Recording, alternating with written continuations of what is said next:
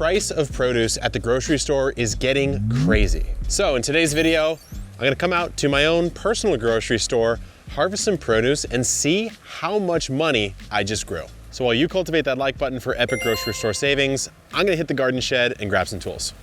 Welcome to my humble abode. This is pretty much where I spend a lot of my time, and it's practically its own little mini store. So what I need today is a harvest basket. So we've got this one here from Botanical Interests. I want some snips, these bad boys right here, and we probably need some actual pruning shears as well. I'll take these. Off we go to the front yard. Let's kick it off with one of my favorite greens, which would be spinach. This is colibri spinach here. So a cool variety. Bloomsdale is probably the one most of you are familiar with. On this, I'm just gonna harvest it all the way at the bottom, take the whole thing. I've got a couple more here still sizing up. So in we go with spinach, and now it's on to lettuce. I like growing my lettuce in a vertical system like this green stalk because, as you can see, this nice fluffy lettuce perfectly takes up one little cell here, and you could grow like 50 of them if you wanted to. So this ruffled lettuce is what I'm gonna take. In this case, it's sizable enough that, again, I'm just gonna take the entire thing. So I'll snip it off at the base. It is so light and delicious. And yes, we are gonna compare this to the grocery store cost, but to me, I'd add a couple bucks for the homegrown flavor. Next up, we have broccoli, which I've had a lot of success with this year.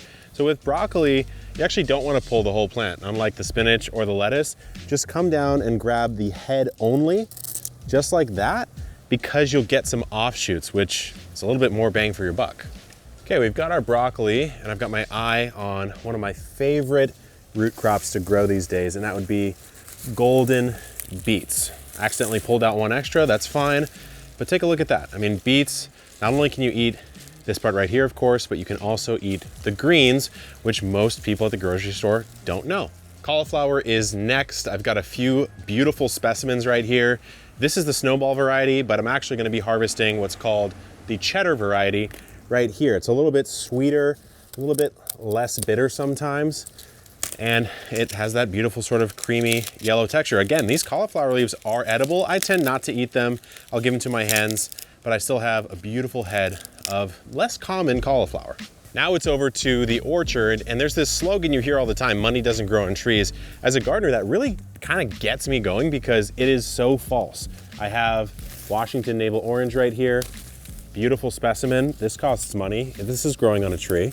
Money does grow on trees, my friends. So I'm gonna take 2 navels and then go down the citrus orchard. Over here, I have my most prolific citrus of the season. This is a lime tree. The variety is Bear's Lime. Some of them have gone yellow and dropped. I'm gonna compost those, but I'm gonna grab a few here. It is so prolific, and it's, I don't know about you, but I use limes in just about everything from drinks to all sorts of sauces and vinaigrettes to straight up dishes. So I grabbed 3 limes. Capping off the citrus is my favorite, my pride and joy, which would be the Japanese yuzu. This one has been incredibly prolific, and it's kind of prized at restaurants for chefs for drinks and cocktails and sauces. So I'm gonna take 3 yuzu. It wouldn't be an epic gardening video if I didn't try to juice the numbers with a rare dragon fruit. This is Ecuador Pelora. It's one of the few yellow dragon fruit, prized, extremely sweet, and honestly, one of the harder dragon fruit to grow. It takes twice as long to ripen this as it does a normal dragon fruit. So I've got my glove on. These spikes actually still go through the glove. So I'm doing this for the love of the craft for you guys. So it's kind of gnarly. You just want to make a 45-degree cut on one side and then another 45-degree cut on the other side. But you can find this at the grocery store. So we're gonna see how much this guy costs right now. Okay, we have the produce. I have to say it is an epic looking basket. If I do say so myself, a little pat on the back for this harvest, but we've already gone to the store and we have priced this produce out. So one by one, let's figure out how much we grew. First off, we have our cheddar cauliflower. Next up, our head of broccoli. Now we have our beets, and I'm honestly going to count the beet greens because they are fully edible. Now we have to fish out our lettuce, and I have 2 heads of lettuce. Next up we have our colibri spinach, and just for good measure, it looks like I pulled out a baby, so we have a baby spinach. Onto our citrus, I have my 3 little limes here. Then our Washington navel oranges. Our rare, delicious, if not perfectly aesthetic, but quite delicious yuzu. And finally, delicately, our Ecuador Palora yellow dragon fruit. And our grand total comes to $47.40. Now, is this perfect? No. If you go to a farmer's market, it's more. If you go to Whole Foods, it's whole paycheck. If you go to 99 Ranch or a dollar store, it's gonna be a lot cheaper. But we tried to take an average of what you might find around the country. And to be honest with you, I did not price in the following. The fact that this is beyond organic produce. This is not even organic. It is well beyond that. No pesticides, nothing like that has been doused on this crop here.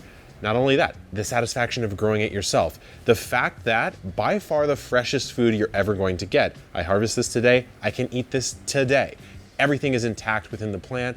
Not only that, the psychological benefits, the health benefits, the mental health benefits of being out in the garden. So to me, I double it, baby. I'm going, this is $100 of produce at a minimum. So this year is the perfect year to dip your toes in the pond of growing your own food. We're here to help at Epic Gardening. You can check out all of our videos. And if you need something to help you get started, check our store out as well. We ship and stock the best gardening products on the market that we've tested in our own gardens. Until next time, good luck in the garden and keep on growing.